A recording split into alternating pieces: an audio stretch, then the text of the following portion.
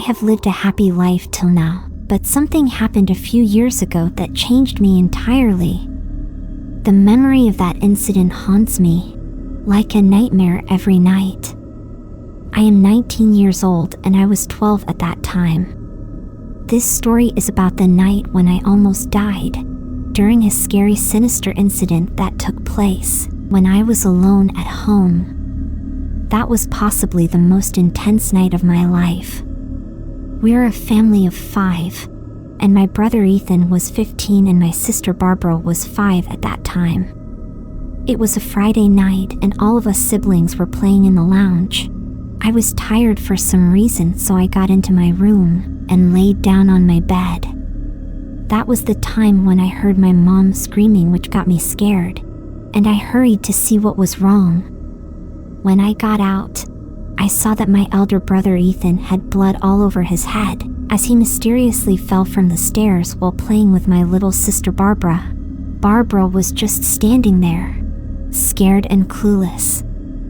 Obviously, all of us were scared, and when my mom asked my sister how Ethan fell, Barbara remained quiet and kept pointing in one of the windows of the lounge.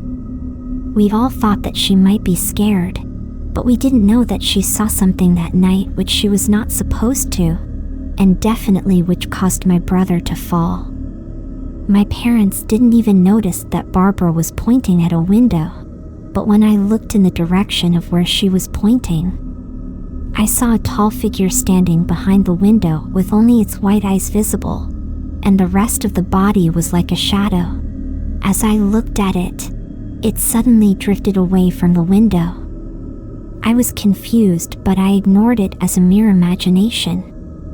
I went near Barbara and asked her politely again what was she pointing at, and she replied that while playing she saw someone in the window, and when she looked back at Ethan, he was on the floor, crying. I didn't know how to respond. None of us paid attention to her, and my parents hurriedly took my brother to the hospital in their car along with Barbara, as the ambulance couldn't make it in time. No one really thought before leaving me alone at the house, and I agreed to stay as well. My sister didn't want to go as well, but they couldn't leave her without them around. Just for context, my brother is recovered, and the main point of the story from now on is that I was left alone at home with scary events that were about to unfold in front of my eyes. I just continued what I was doing. I went to my room and played some games on my computer for about an hour when I heard the main door open. I immediately crawled into my bed, as it was past midnight, so I thought my parents had arrived and would be angry to see me on the computer.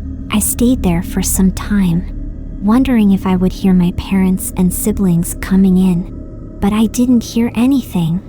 I had a feeling that something was terribly wrong, because I was sure that I heard the main door open. I went to the door of my room and quietly opened it to peek out and see if my parents were there or not.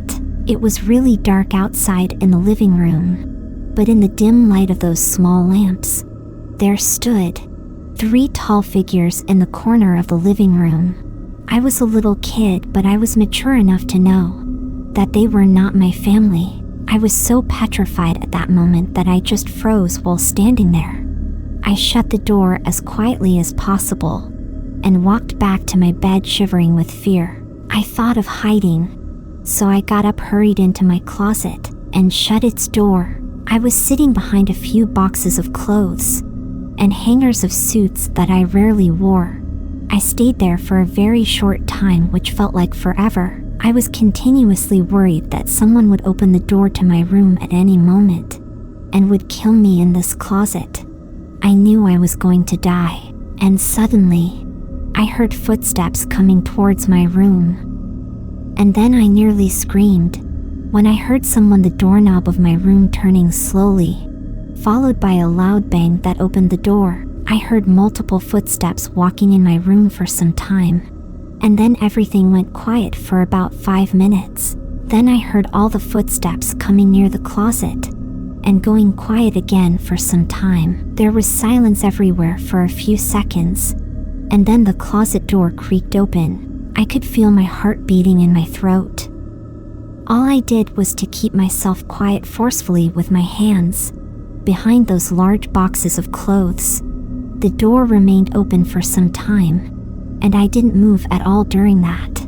I could feel and hear a presence just beside me, but I didn't look up. Then, for about 20 seconds of silence, the door closed again. Footsteps walked away, and then out of the room. When I looked up, I felt as if those people in my room may have seen me hiding there in the closet. I opened the closet door slightly, and as I peeked outside, a large eye and a creepy face was right in front of that door looking right at me. I started screaming and held the door of my closet tightly. That face was something that I had never seen, not even in movies.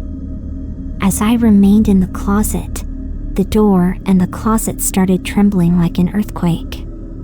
Then, I heard the car honk of my father's car in the driveway. I was relaxed to know that my parents had finally arrived as I heard the main door open. Eventually, I heard Barbara talking to my mother.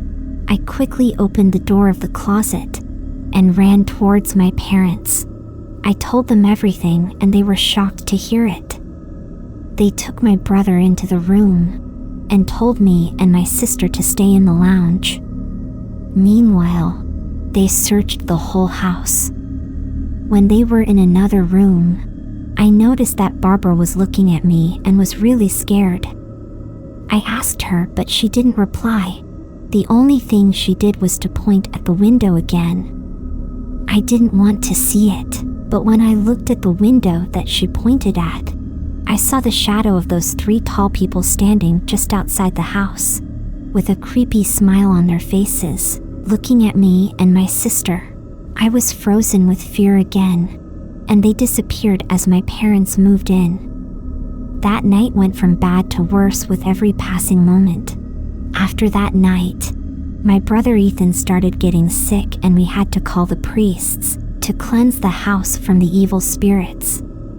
The priest suggested we change the house, as we were in continuous danger of something that could cost a life. My parents didn't want to take the risk, so we shifted just a couple of months after that incident. Those 2 months were really bad as well. That whole period was a nightmare for me and my family that still haunts us.